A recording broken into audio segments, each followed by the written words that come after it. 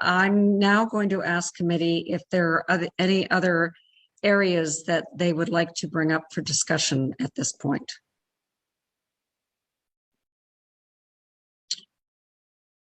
Okay, I'm seeing none. Oh, I'm seeing Councillor Roberts. Thank you. There's two that I'd like to bring up. I'd like somewhat of a discussion on lake plans and our thoughts behind that. And the other one, I just have a comment on aggregates. So maybe I'll start with lake plans first of all, if it's okay with you, Madam Chair.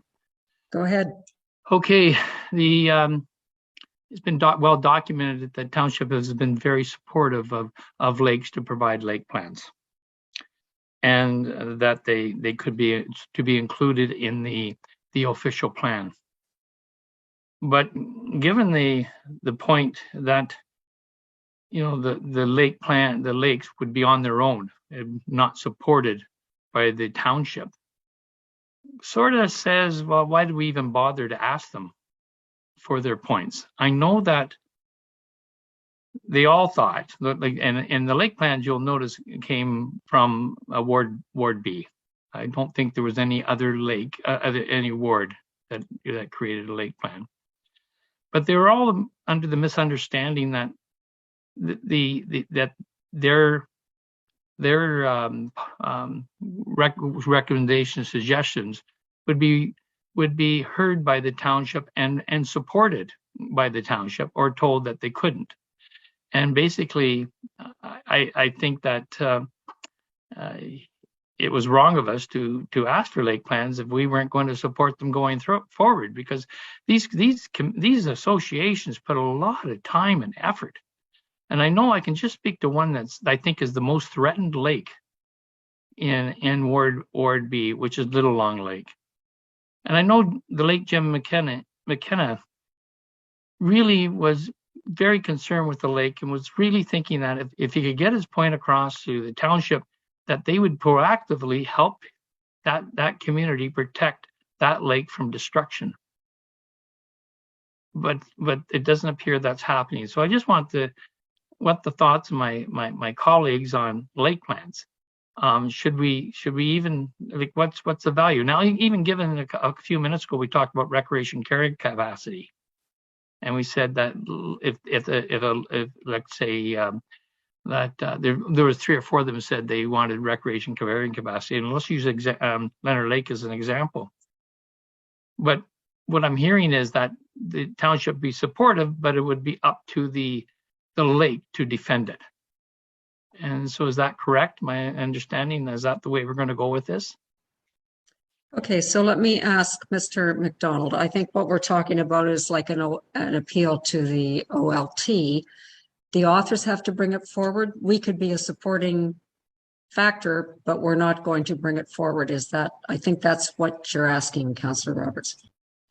Yes, somewhat. And would they put well, just very short, would we put skin in the game to help support Little Long Lake or 3 Mile Lake, or would they be on their own at the tribunals?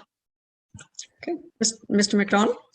Yeah, and looking at what I wrote here, it does seem a little harsh in terms of the township will not support lake planning. I think it really has to do with what is in the lake plan and how much more restrictive it is compared to the township's overall policy.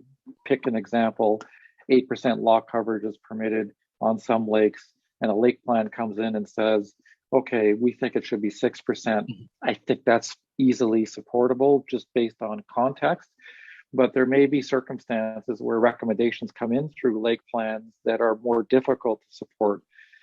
So perhaps what I should have said is that, well, lake plans should be well developed, go through rigorous public processes, and in the end, as I mentioned earlier in this meeting, council should be satisfied that what the lake plan suggests is supportable or has been supported by the majority of, however that's defined, of the folks around the lake before making a decision. But there may be a circumstance where something comes forward that can't be supported, but the lake plan is supportive of it. So I probably should add a bit more nuance into that going forward.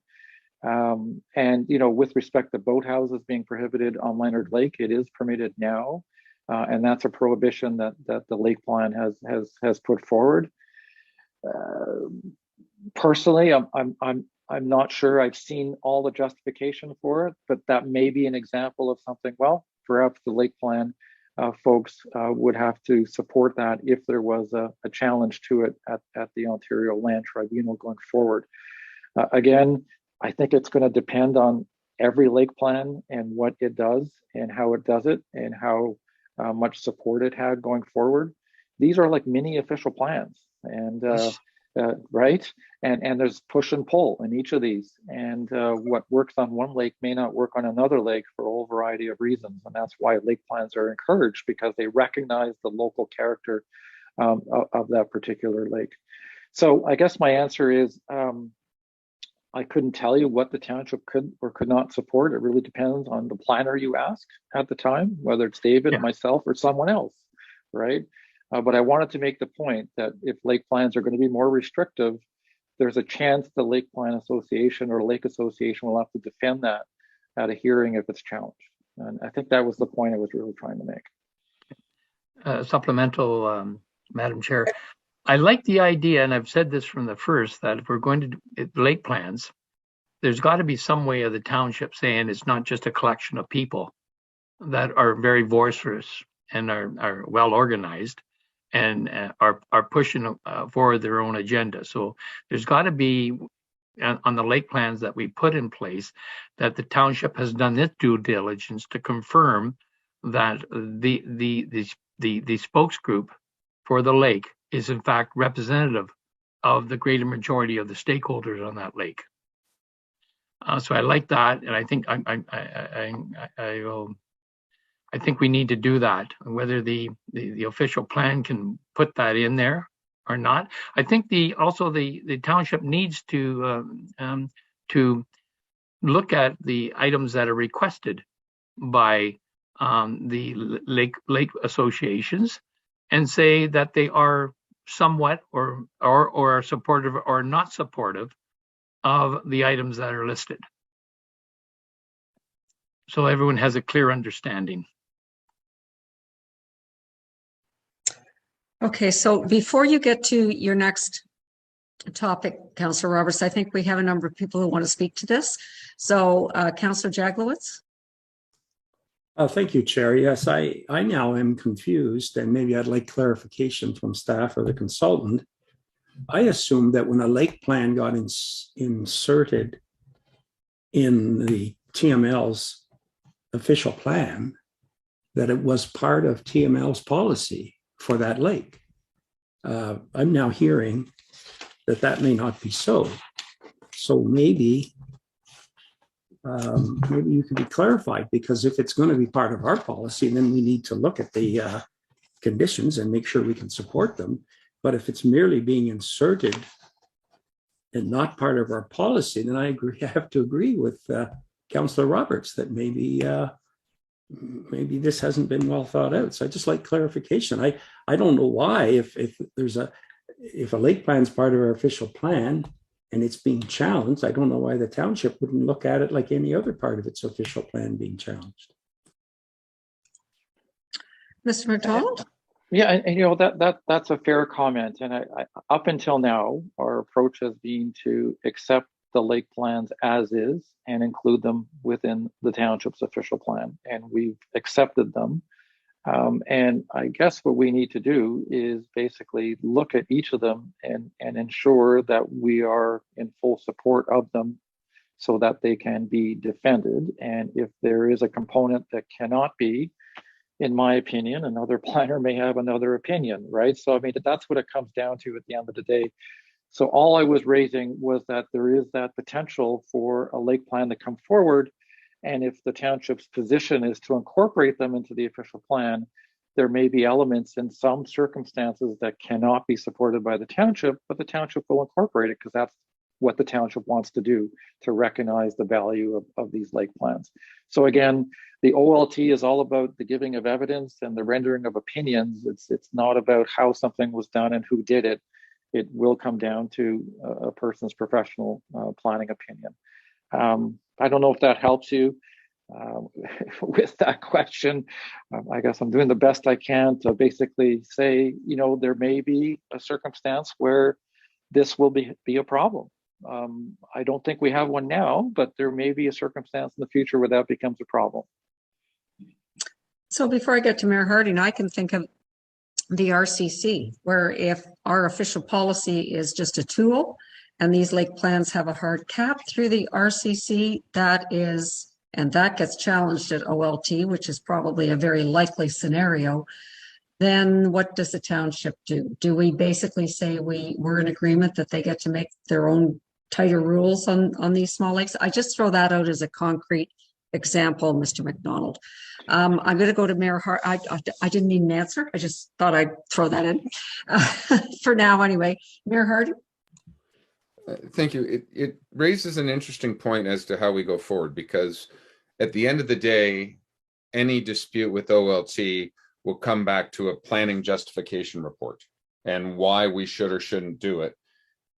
And if a policy was put in place without a justification based on professional planning evidence, I would agree with Mr. McDonald, we may not win, and or the lake wouldn't win, or they wouldn't. I know Mr. Pink certainly wouldn't want to be putting his name to that. I like trying to support the lakes for the creation of lake plans.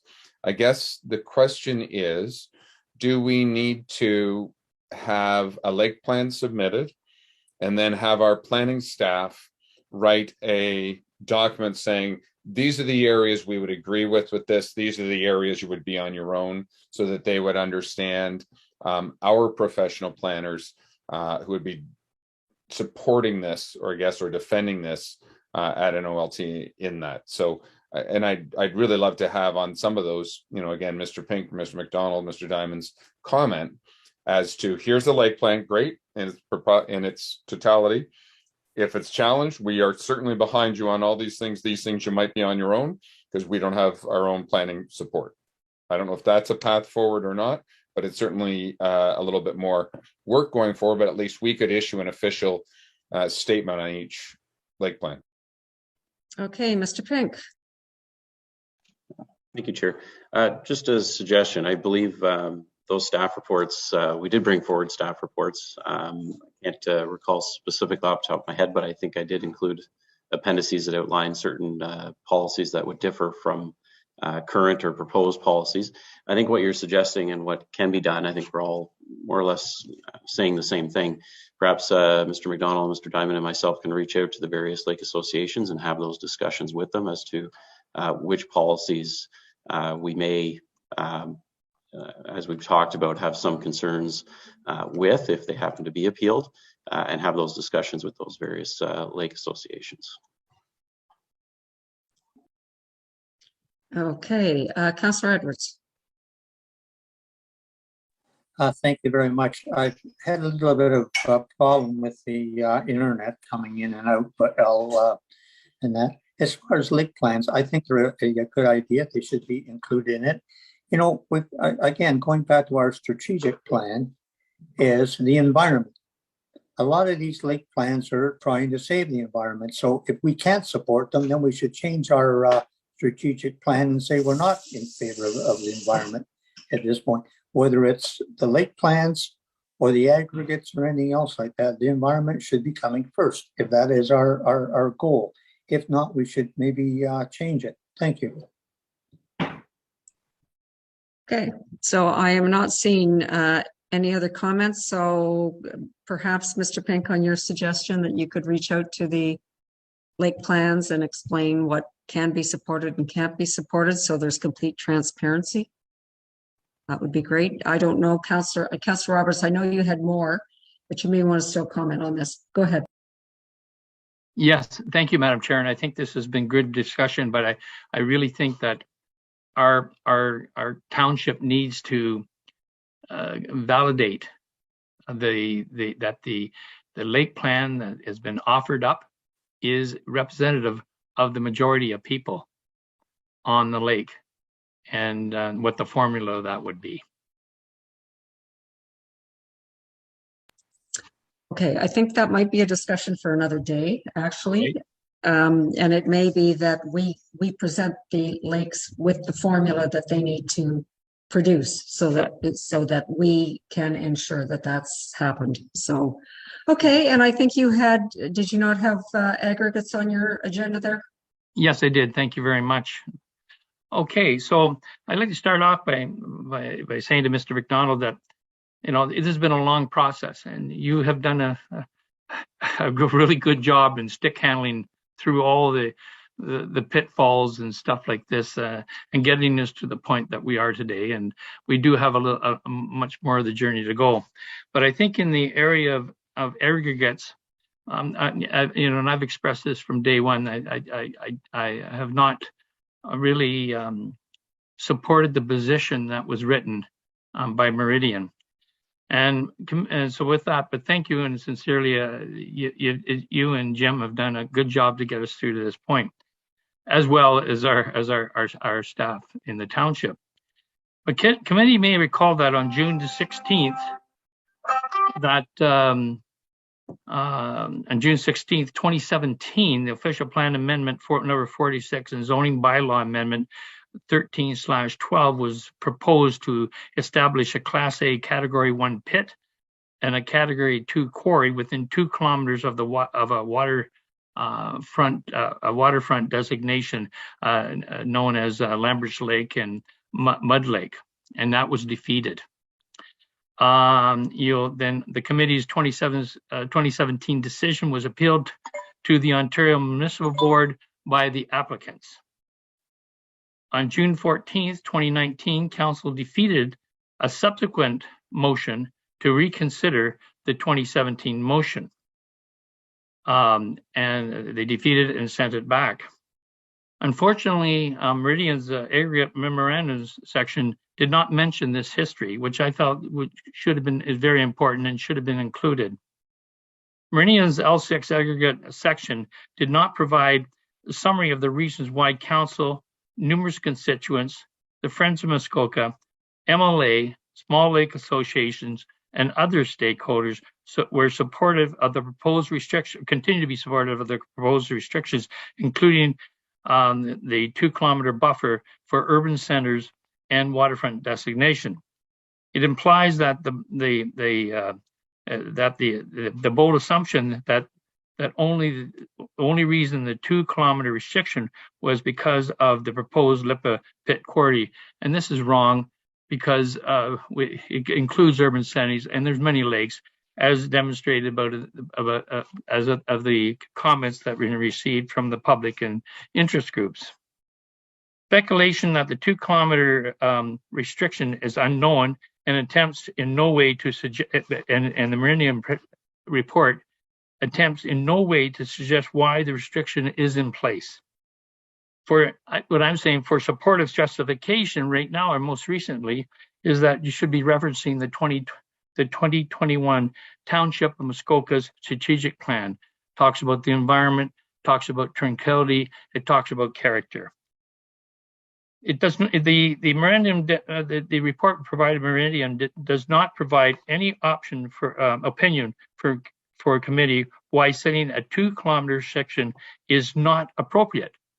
They just said it wasn't appropriate, and I'm left with the impression that every group will seek a variance. So why continue to support this restriction? The report states that states that well-known understanding that any applicant has the ability to submit an application to amend the official plan.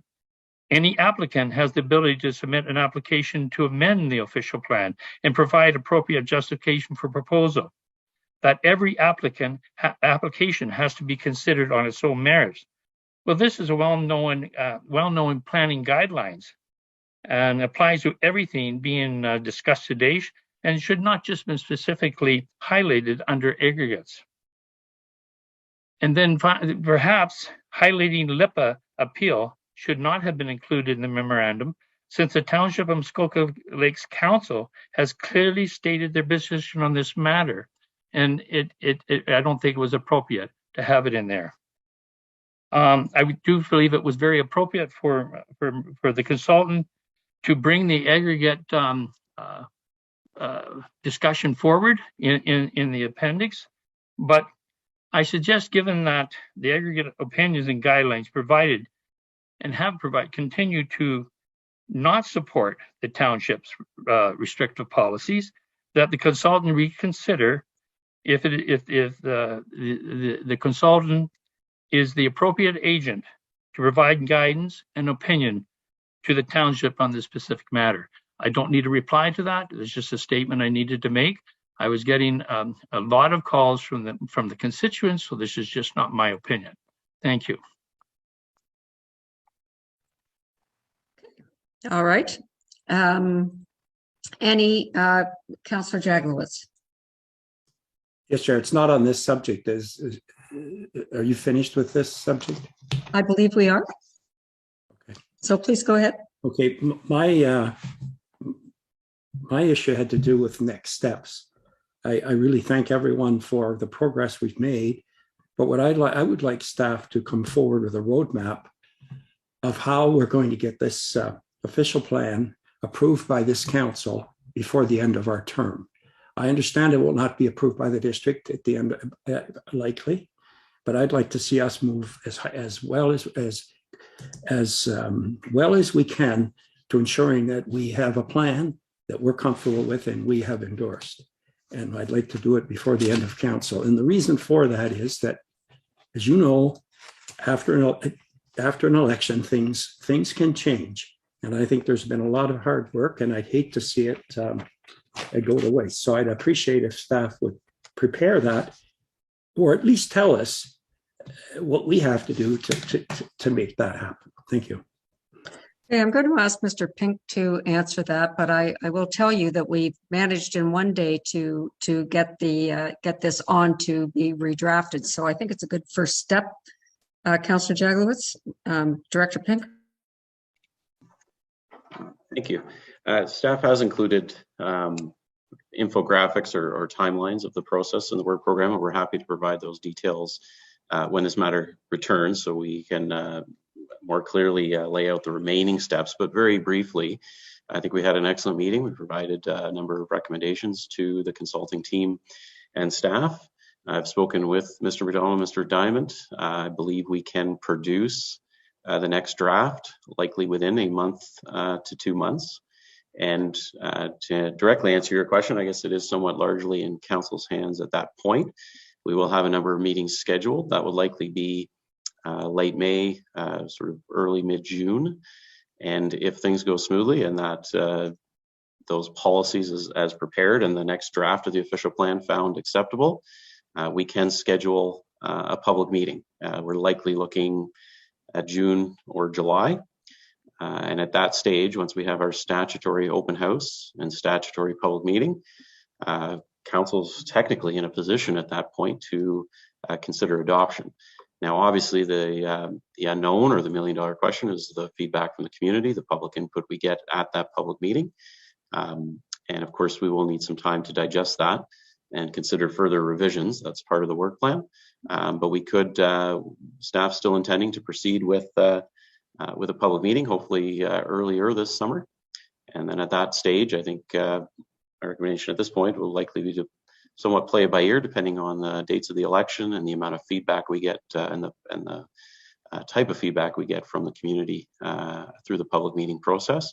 But we can work as diligently as possible to try to conclude this project in this term of council. I would certainly not want to see the good work that we've undertaken the last approximately 3 years go to any type of waste. So we will continue to move one step at a time forward. Thank you. Okay, Councillor Edwards. Thank you very much, Chair Bridgman. Further to Councillor Roberts, we have been hearing for years loud and clear that the people want 2 kilometers from any water source and near the highway. I would like to see that included and go out to the public, because if we do anything but, we will get pushback from the public, and that they've been after this for years, and I'm sure there can be a planning reason for it. I've talked to different aggregate people. There's about a 25-year supply with the existing pits right now, so we don't need any new pits within 2 kilometers of water, and that's, like I say, from the constituents that I've talked to, that we've heard. So why beat around the bush? It's going to come in, and that's what we're going to want. Thank you. Okay, thank you. Mayor Harding. Thank you. Just a point of clarification. I believe actually in the official plan in the new draft, it does say 2 kilometers. There's a caveat with it, but so I think we are going down that 2 kilometer road, and I support that at the same time. As to Councillor Jagott's questions, let me also just say I appreciate where staff have come, where our consultants have come to get us to this point in the official plan. The process will unfold. I do not believe we need to rush and jam anything through. I stake my name and reputation on the work that this committee and council has done to pave the road for a new official plan. And if we've got it right, whoever comes in come October would realize that we have it right because of the public input.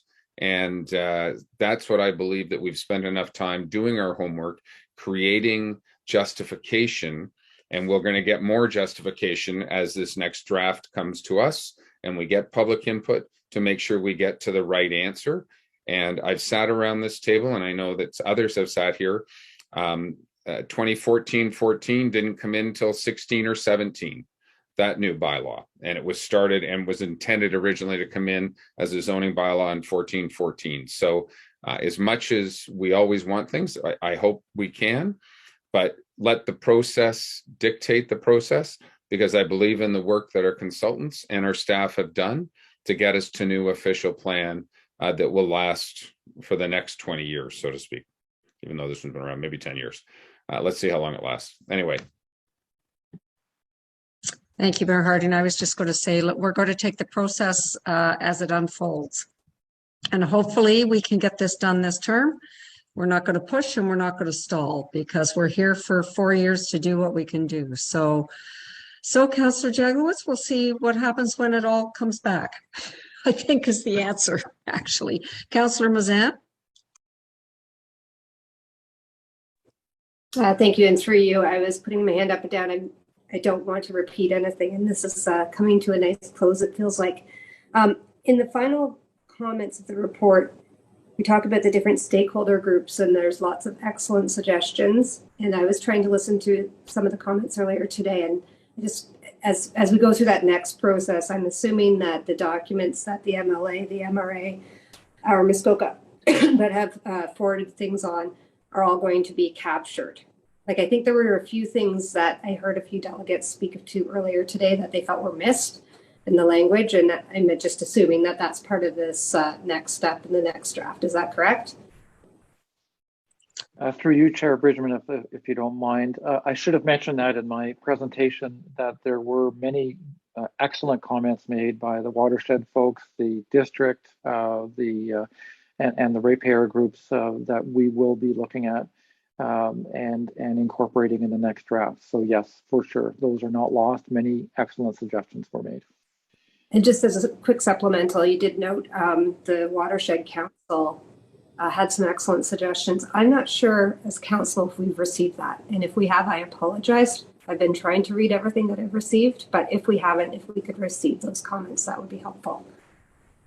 And again, if we have, I apologize to the Watershed Council. I have been looking and I can't seem to find them in my inbox. Mr. Pink.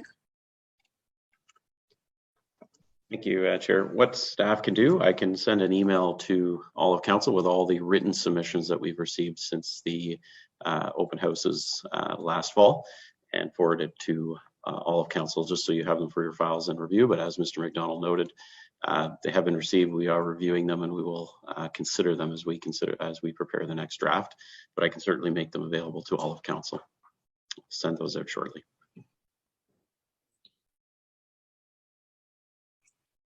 Okay, all right. Any other comments? Right. I'm going to read this motion.